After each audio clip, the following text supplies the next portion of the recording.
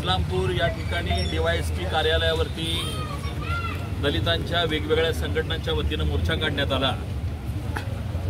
कारण इथं बहे गावामध्ये राम देवकुळे आणि आयतवडे गावामधील आमच्या बनसोडे कुटुंबावरती सवर्णांनी ज्या पद्धतीनं अमानुष अशा पद्धतीची जी कृती केलेली आहे, जो अन्याय अत्याचार केलेला आहे, त्याच्या निषेधार्थ हल्लाबोल मोर्चा होता।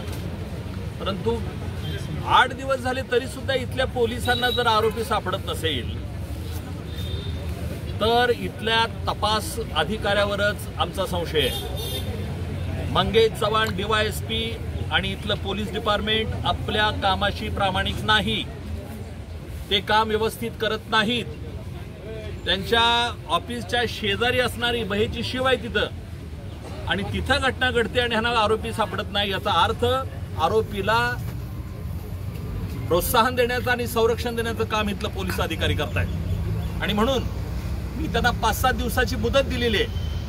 येत्या 7-8 दिवसामध्ये जर का आरोपीवरती कारवाई झाली नाही, त्यांच्यावरती जर अटक झाली नाही तर त्यांचा निषेध म्हणून आम्ही मंगेश चव्हाणांच्याकडून हा संपूर्ण दलितांचा तपास काढून घेणार आहोत आणि कुठलाही दलिताचा तपास मंगेश चव्हाणकडे पुन्हा राहणार नाही याची आम्ही काळजी घेणार आहोत। एवढंच नाही तर इथं आल्यानंतर अनेकांच्या वक्तव्यातून समजलं की सांगली जिल्ह्यामध्ये मातंग समाज आणि दलित समाजावर सातत्यानं अन्याय अत्याचार होत आहेत। एक दलित समाजाचा पालकमंत्री सांगली जिल्ह्यामध्ये आहे आणि पालकमंत्री आमच्या समाजातला असून सुद्धा जर आमच्यावर अन्याय होत असतील तर आम्ही आता गप्प बसणार नाही। आमचं गाऱ्हाणं, आमचा आक्रोश पालकमंत्र्यांच्यापर्यंत पोहोचवण्यासाठी येणाऱ्या 20 सप्टेंबरला सर्व संघटनांच्या वतीनं आम्ही पालकमंत्र्यांच्या घरावर मोर्चा काढण्याचा निर्णय घेतलेला आहे आणि त्या दृष्टीने आम्ही कृती करतोय।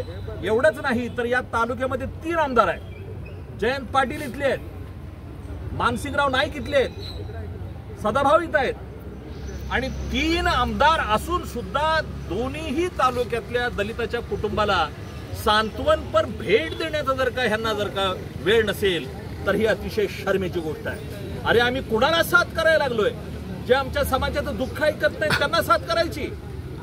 आणि म्हणून पालकमंत्र्याच्या घरावरचा मोर्चा संपल्यानंतर हे जे लोकप्रतिनिधी आहेत, या लोकप्रतिनिधींचा प्रतिनिधी म्हणून जयंत पाटील जे महाराष्ट्राचे माझे गृहमंत्री होते त्यांच्याही घरावर आम्ही सगळे मिळून मोर्चा काढणार आहे आणि आमचा आक्रोश त्यांच्यापर्यंत पोहोचवणार आहोत। आता आम्ही एक झालोय, आता बघूया आमच्या मुठीत काय आहे मला माहित नाहीये, पण बांग ज्या मुठीत आहे त्याच्या मुठीतनं त्याला पहिल्यांदा बाहेर कसं काढता येईल या दृष्टीने आम्हाला इथून पुढच्या काळामध्ये लक्ष ठेवावं लागणार आहे। जय भारत, जय संविधान, जय लोक।